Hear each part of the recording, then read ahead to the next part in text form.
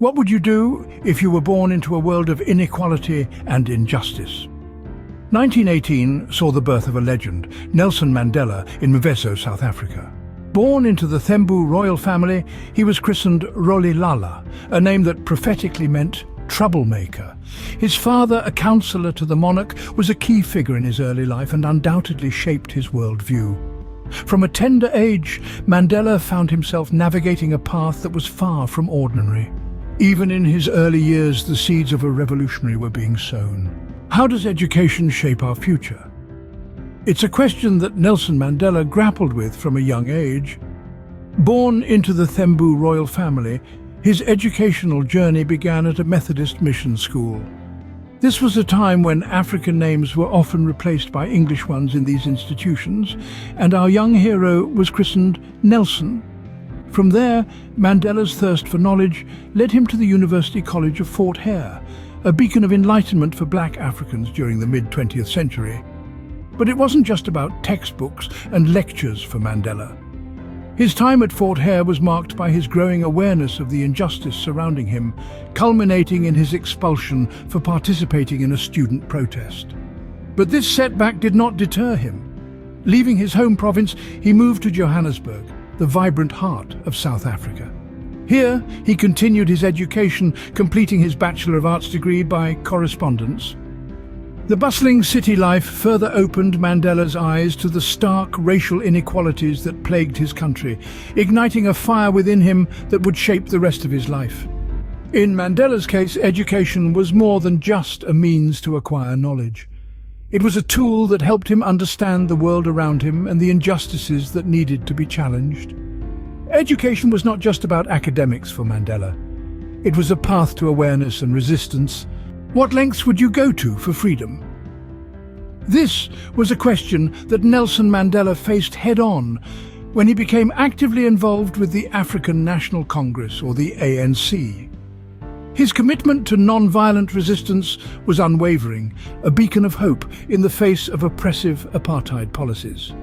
The ANC was a platform for Mandela, a launchpad from which he could voice the collective struggles and aspirations of his people.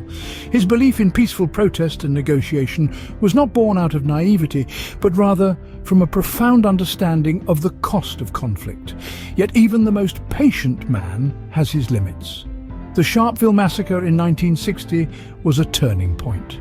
The brutal killing of 69 peaceful protesters by the police was a stark reminder of the ruthless nature of the apartheid regime. The massacre shook the nation, and it shook Mandela. The man who had once championed non-violent resistance decided that words alone were not enough.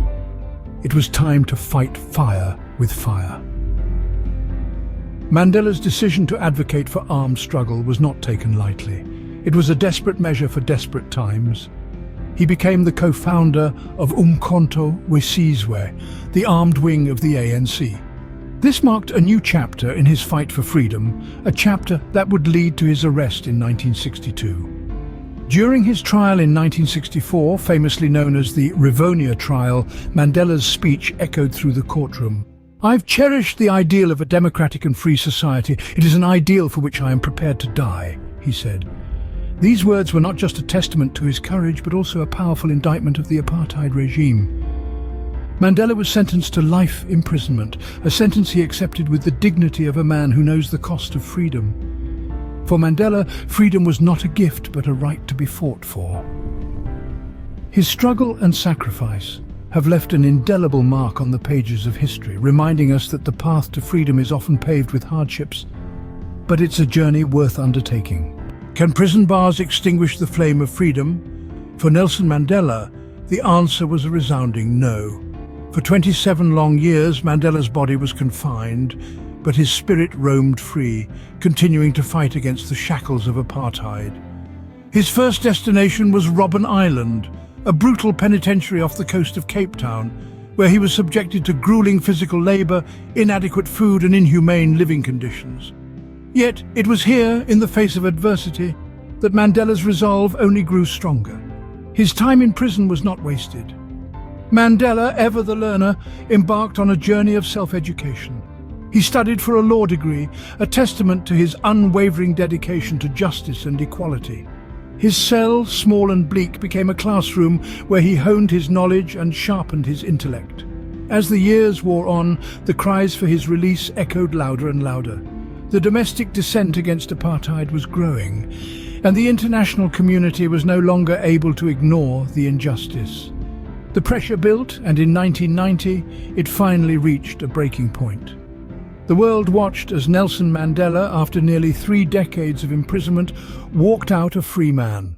His release marked a pivotal moment in history, a testament to the power of resilience and the indomitable human spirit. Even in chains, Mandela's spirit remained unbroken. His long walk to freedom was a journey of courage, a testament to the power of conviction, and a beacon of hope for generations to come. Can a nation heal from its past? This question is one that Nelson Mandela stood determined to answer. His role in negotiating the end of apartheid was nothing short of monumental. In 1994, Mandela made history as the first black president of South Africa, a pivotal moment that marked a new chapter in the nation's story. But Mandela's mission didn't end there. He understood that for South Africa to truly move forward, it needed to confront and reconcile with its past. He spearheaded the establishment of the Truth and Reconciliation Commission, a brave and necessary initiative aimed at addressing the human rights abuses committed under apartheid. This was not a journey of retribution, but one of understanding and healing. Mandela's approach to reconciliation was not just about bringing justice, but also about mending a divided nation. He passionately believed in the power of forgiveness as a tool for nation building. His efforts were focused on fostering unity and promoting a shared sense of identity among South Africans.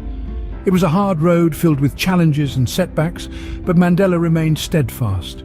His unwavering commitment to reconciliation and nation building served as an inspiration, not just to his country, but to the world. Mandela's legacy is not just about a fight for freedom, but also about the power of forgiveness and reconciliation. His life serves as a reminder that even in the face of adversity, there lies the potential for change, for unity, and for healing.